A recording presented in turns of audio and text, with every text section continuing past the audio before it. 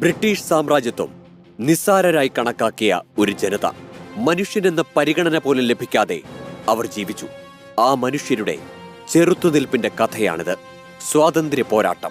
വർഷം 1857. ബംഗാളിലെ ബരാക്പൂർ പട്ടാള ക്യാമ്പ്. പുതിയ തോക്കുകളിൽ പന്നിയുടെയും കാളയുടെയും നെയ് കലർന്ന കടലാസിൽ പൊതിഞ്ഞ തിര ഉപയോഗിക്കാൻ സൈനികർ വിസമ്മതിച്ചു. അത് പ്രക്ഷോഭമായി മാറി. മംഗൽ പാണ്ഡെ എന്ന സൈനികൻ ഒരു ബ്രിട്ടീഷുകാരനു നേരെ നിറയൊഴിച്ചു.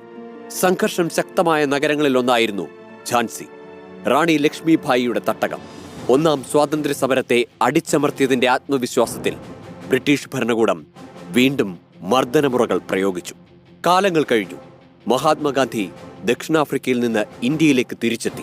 ബ്രിട്ടീഷ് ഭരണകൂടം അവതരിപ്പിച്ച റൗലത്ത് ആക്ടിനെതിരെ ജാലിയൻ വാലാബാഗിൽ നടന്ന പ്രതിഷേധത്തിലേക്ക് ജനറൽ ഡയറിന്റെ നേതൃത്വത്തിൽ പട്ടാളം വെടിയുതിർത്തു. സമരം കടുക്കുകയാണ്. ചെറുത്തുനിൽപ്പ് ഒരു വലിയ പ്രക്ഷോഭമായി വളരുകയാണ്.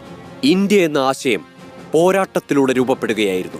ഒടുവിൽ സാമ്രാജ്യത്വം മുട്ടുമടക്കി. Tryst with destiny. Long years ago, we made a tryst with destiny. India സ്വതന്ത്രമായി. The time comes when we